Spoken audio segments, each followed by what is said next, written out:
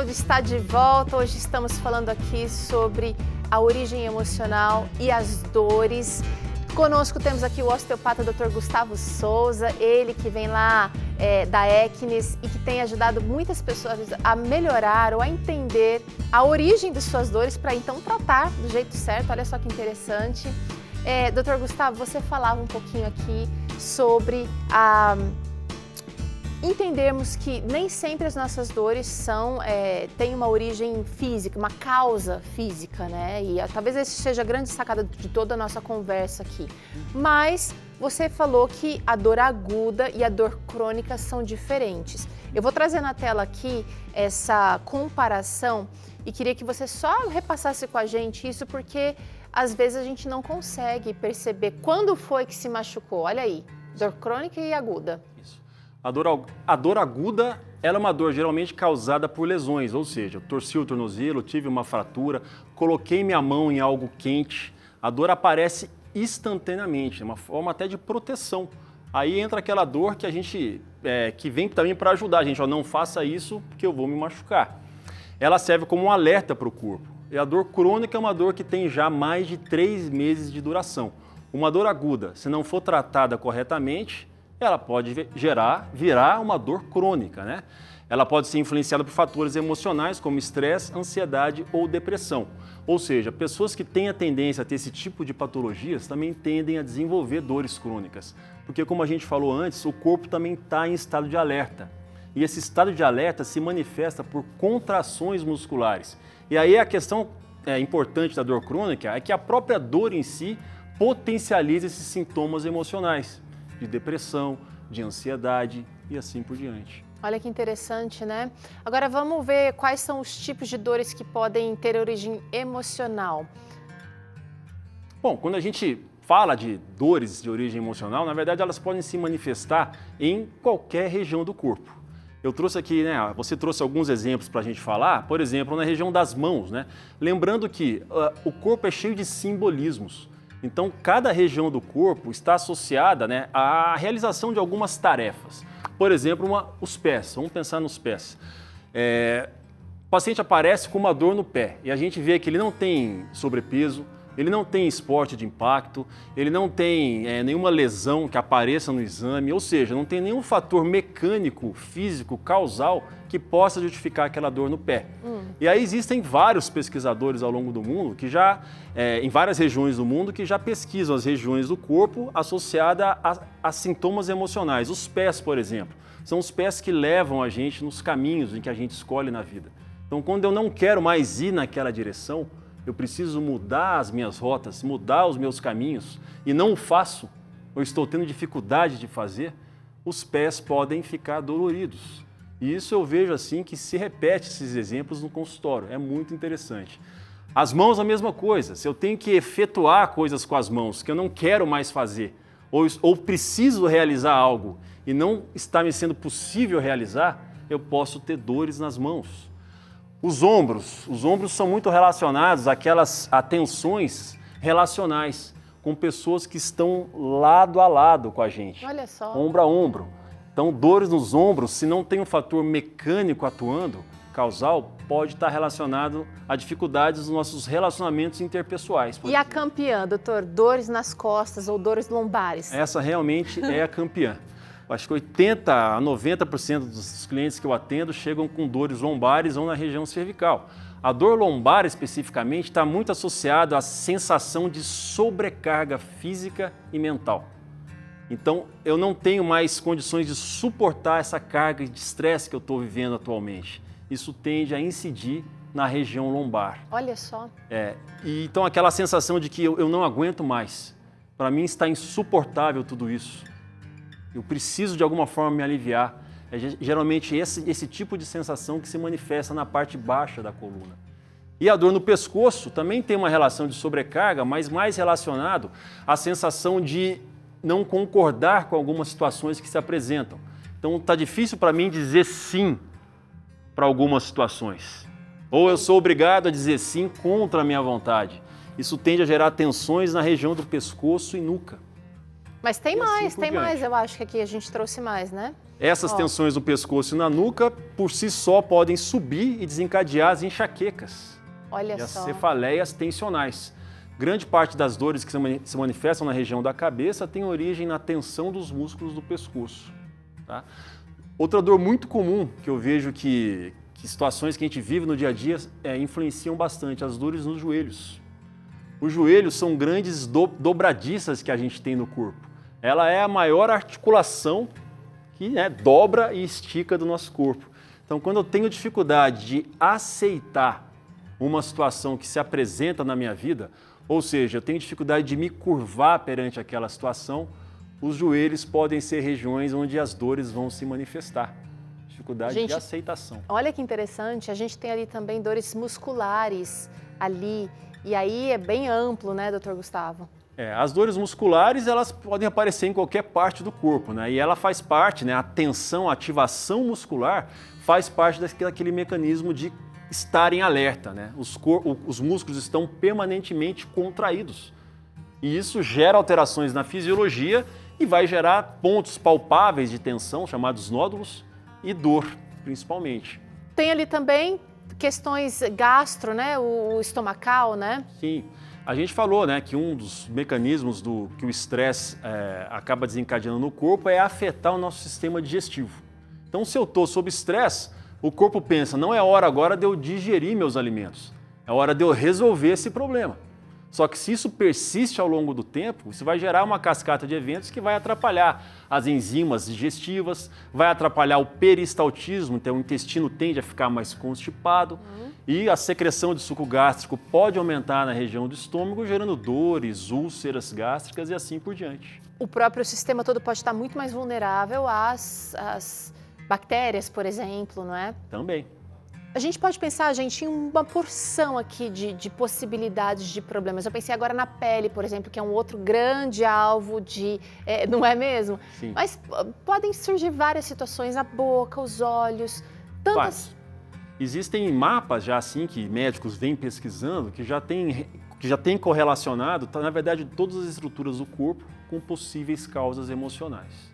Agora, você está se olhando aí de casa e está se percebendo com dor, ou está se percebendo em alguma dificuldade, de repente já até identificou o problema, ou seja, já conseguiu chegar lá naquela caixinha que antes estava no inconsciente, mas que agora a maturidade ajuda muito. Sim. As experiências da vida, né, as dores emocionais também, ajudam a gente a abrir um pouquinho os olhos para entender a importância de lidar com isso, né, doutor Gustavo? Sim, envelhecer tem as suas vantagens, né? Uma delas é trazer mais sabedoria para a gente lidar com essas intempéries que fazem parte da nossa existência, né? E às vezes a gente lembra de algo que aconteceu há 20 anos atrás e pensa, poxa, se fosse hoje, eu reagiria de forma diferente. Eu não precisaria ter ficado tão nervoso ou tão estressado com aquela situação, né? É isso. Mas e daí? Como é que a pessoa que de repente está nos assistindo agora, você aí de casa está nos assistindo, identificou, como é que você lida agora com esse problema? Qual é o tratamento adequado? Eu vou na causa, é o estômago, então eu vou no gastro, vou fazer o tratamento ali, ou eu vou resolver o joelho? Conta pra gente. Exatamente. Então, lembrando que a gente tem que cuidar da parte física e da parte emocional. Então, se a dor está envolvida com esses aspectos que a gente falou, é importante passar por uma avaliação, por exemplo, com o osteopata, para que a gente possa ver se aquele joelho que está dolorido tem algum desequilíbrio mecânico, alguma contratura muscular, alguma tensão nos ligamentos, olhar a parte física mesmo, né? E aí, a partir daí, a gente seguir para, por exemplo, tratamento medicamentoso, se for preciso, fortalecimento, se for preciso. O mesmo vale para a coluna. E lembrar que se a gente identificar um fator emocional associado, é preciso pedir ajuda para psicoterapia, para psiquiatra, profissionais que trabalham com terapia sistêmica, que possam fazer também esse tipo de abordagem em conjunto. É o que a gente vê que vai acabar sendo mais efetivo para esses casos mais complexos. Bom, então você falou aqui de osteopata, que eu gosto muito porque tem essa abordagem um pouco mais, né? Você vai tratar o joelho, mas você vai conversando com a pessoa, né? E vai agir na causa também, né? Sempre que uma Na dor origem. Na origem. Sempre que tem uma dor que se manifesta no corpo, tem uma questão mecânica também acontecendo. A gente precisa atuar nessa questão mecânica, porque quando a gente fala de dor emocional, tem uma coisa muito importante de falar. Tem pacientes que dizem, mas você está querendo dizer que a dor é da minha cabeça, doutor? que eu estou criando essa dor? Não, essa dor está no corpo, está presente, ela é palpável no seu corpo. Só que... Então não é coisa da minha cabeça. Não é coisa da sua cabeça, só que existem gatilhos que estão influenciando no sintoma físico. Porque essa dúvida, e isso até realmente é uma situação difícil, né? Ela é reafirmada, por exemplo, por quem convive com a gente. Ah, você tem tudo, você está reclamando à toa, você tá precisando... E aí quando você vai num médico, por exemplo, e o médico indica talvez um tratamento psicoterápico, a gente coloca em dúvida o nosso sentimento real. Não, eu não estou ficando doido. Isso. Será que é da minha cabeça tudo isso? Mas não é. Está presente no registro físico através de tensões musculares, desgastes articulares, inflamação, uma bursite, por exemplo. Então a gente vai encontrar os marcadores no corpo físico, por exemplo. Bom, eu sei que o tratamento é imprescindível, mas eu queria perguntar para o Dr. Gustavo, o que é que a gente pode fazer? Se você tem uma dica para o nosso telespectador começar já, ou algo que ele possa fazer junto ao tratamento, Dr. Gustavo, põe aqui sua pérola de ouro agora. Sim. Bom, tem coisas que só a gente pode fazer por a gente mesmo, né? Então, quando a gente chega para cuidar de alguém, a gente tem a nossa parte, a nossa função como profissional da área da saúde, mas e qual é a sua parte nessa história? Então, é cuidar de si mesmo, cuidar de uma patologia, é cuidar de si mesmo. Então, eu tenho algumas dicas para você que podem funcionar. Primeiro, como é que está o seu estilo de vida com relação a questões básicas, por exemplo, sono. Você tem dormido bem? Tem dormido cedo? Você tem se alimentado bem? Você tem praticado atividade física? Por quê? Tudo isso vai ajudar a gerar os hormônios do prazer, as endorfinas, que vão combater os hormônios do estresse, como a adrenalina e o cortisol, por exemplo. Então, estilo de vida faz muita diferença no manejo do estresse e no manejo da dor, principalmente da dor crônica. Como é que está o seu nível de relação interpessoal? Um dos fatores que mais gera estresse para o corpo é a gente sentir que a gente está vivendo em isolamento. Estou sozinho. Que a gente não tem onde se apoiar, em quem se amparar, quando a gente não tem uma comunidade, aquela pessoa que eu posso olhar e falar, eu sei que eu posso contar com você se eu precisar de algo. Isso faz muita diferença porque nós somos seres gregários, que precisamos do contato. Isso faz muita diferença. Então, como é que está sua vida nesse sentido, com relação a passado e futuro, isso está aqui na nossa mente, Então a nossa mente ela precisa ser adestrada também. Por quê? Se eu estou olhando lá para o meu passado dizendo, poxa, eu podia ter feito algo diferente, eu podia ter agido diferente, eu podia ter tomado outra atitude, eu estou revivendo aquilo tudo e aquilo não vai me trazer ajuda nesse momento. Então, deixa o passado lá atrás. Como diz um professor meu, o passado é inevitável. Ele já aconteceu. O que eu vou fazer com isso hoje, E com relação ao futuro também, muitos dos nossos medos e tensões vêm de imaginar o que pode acontecer comigo amanhã. E o Brasil é o país mais ansioso do mundo. Exatamente, a ansiedade tem tudo a ver com isso. E como é que funciona isso no cérebro, Teru? Se eu imagino algo de ruim acontecendo, o meu corpo, o meu organismo, ele não sabe se aquilo que eu estou imaginando é real ou não. Então ele reage da mesma maneira como se aquilo efetivamente estivesse acontecendo. Então ele vai liberar descargas hormonais, exatamente, tensão. Da mesma forma. O cérebro não sabe se aquilo é uma imaginação ou se eu estou vivendo aquele quadro efetivamente. Por isso que é muito importante a gente cuidar dos nossos pensamentos. Isso a gente também é treino, também faz parte do nosso desenvolvimento mental e emocional. E por último, eu queria falar sobre a resiliência. Os seres que mais se adaptam, que reagem melhor frente a um estímulo estressor, são os seres mais flexíveis, menos engessados, menos rígidos. Então, a vida ela é feita de imprevistos.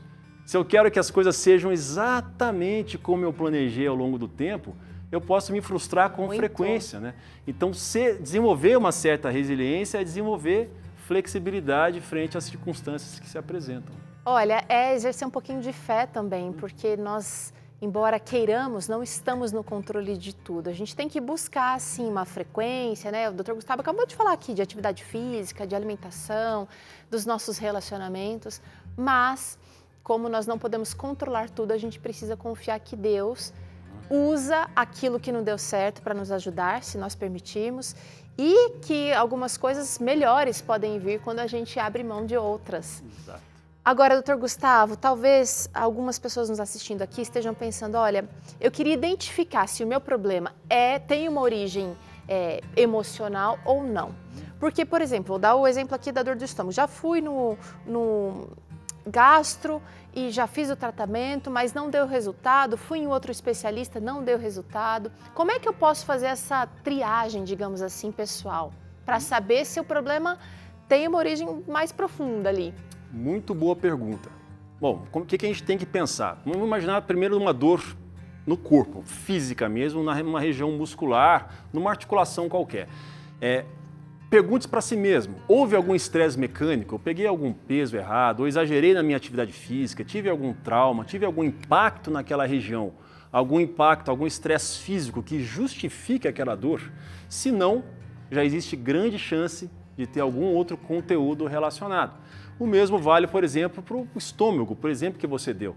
Foi ao médico, tomou os seus medicamentos, fez tudo certinho que a medicina colocou para a gente fazer, que a gente precisa fazer. Os sintomas estão persistindo, provavelmente existe algum outro fator que a gente precisa olhar que está perpetuando aquela disfunção naquele órgão. Por exemplo, constipação, que é muito comum, né? Muita gente se alimenta bem, toma seus probióticos, faz exercício, mas o intestino não trabalha direito. Será que existe algum fator de tensão que você vem carregando há um tempo, que você não consegue mudar de fase, não consegue encerrar aquele processo e possa estar influenciando no seu intestino? São coisas que a gente tem que olhar. E você sabe, doutor Gustavo, a gente está aqui todos os dias, você também acompanha a gente todos os dias. Mas quando acontece na nossa pele, às vezes a gente tem dificuldade de identificar. Eu me lembrei de quando eu passei anos atrás por uma situação muito difícil aqui com a minha TM. Sim. E uma tensão, e eu procurei vários especialistas. Fui em dentista, fui em osteopata, fui em fisioterapeuta e eu recebi várias indicações de tratamento, neurologista e tudo mais. Mas a ficha só caiu para mim numa rodinha, numa conversa de aniversário, assim, numa mesa de aniversário, quando uma amiga falou assim, dentista, falou, olha, Teru, você pode ajudar, tudo isso vai te ajudar muito, mas essa questão se resolve quando você conseguir levar a vida mais na flautinha. Olha só. E aí eu comecei a perceber que, de fato, eu estava tensa, com várias mudanças que tinham acontecido na minha vida. Então, olha, às vezes a gente segura muita coisa, doutor Gustavo, e acha que está normal. Mas parar um pouquinho e olhar. Faz toda a diferença. Faz toda a diferença. Vem uma linguagem simbólica que a sua amiga usou com você e que para você ali caíram inúmeras fichas, né? Então... E incrível como o tratamento, depois de perceber isso, fluiu. Fluiu. Resolveu. Desandou. Provavelmente, internamente, você começou a organizar algumas questões e aí aquele mesmo tratamento que não funcionava passou a ser efetivo. Última pergunta para você, doutor Gustavo, que tem tantos anos de experiência, que tem olhado firme nos olhos de muitas pessoas, buscando entender essa origem, buscando ajudar essa pessoa a organizar, porque isso é uma coisa também bem importante. Só eu posso fazer isso por mim. Você pode me ajudar, certo? Deus certamente está louco para me ajudar, para me fazer vencer. Mas tem solução? Tem cura? Como é que você tem visto as pessoas saindo do seu consultório e em geral, que os estudos têm mostrado de solução para essas pessoas com dor por causa de algo emocional? Tem cura, Teru. Principalmente aquelas dores crônicas, onde as pessoas já chegam muitas vezes sem esperança, porque, por exemplo, atendo pessoas com dor de cabeça que têm dor há 15, 20 anos, toda semana tomando medicamento para dor. Todas as dores, assim, a grande maioria delas tem cura. A gente só precisa atuar na causa raiz, no corpo e nos gatilhos emocionais que podem estar pendentes, perpetuando aquele ciclo de tensão que se repete e se reverbera como manifestações no corpo. Então, o que eu tenho para dizer é que sim, a grande maioria das dores, mesmo antigas e crônicas, tem tratamento altamente eficaz. Maravilha, ele termina então essa conversa aqui com esperança para você que ligou essa telinha aí para assistir o Vida e Saúde hoje, talvez imaginou que ia ver só receita ou uma conversa um pouco mais direcionada para outra área, mas nada é por acaso. né? Dr. Gustavo está aqui hoje, nesse dia. Você está aí assistindo hoje, normalmente você estaria trabalhando, estaria estudando. Você está aqui, você ouviu tudo isso. Agora não dá para guardar numa caixinha só não, virar e passar para outra tela não. Você precisa fazer alguma coisa a respeito. Eu quero agradecer ao Dr. Gustavo pela presença aqui e já combinar outras conversas por aqui. Tem muita coisa interessante para a gente conversar. É um prazer falar disso e de outros temas. Obrigado pelo convite. Vou deixar o arroba dele aqui, @ekines.saudeintegral. Eu vou soletrar, tá? EKINESS. Qualquer dia ele vai contar pra gente o porquê desse nome aqui.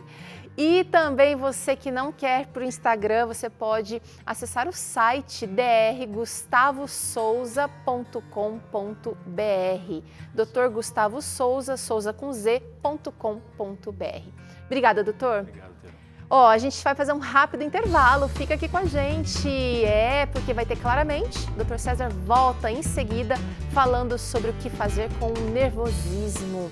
Além disso, você acompanha aqui Flávia Souza trazendo as notícias em saúde e tem biscoito de maçã e canela para você fazer bonito por aí e gostoso e saudável também. A gente volta já.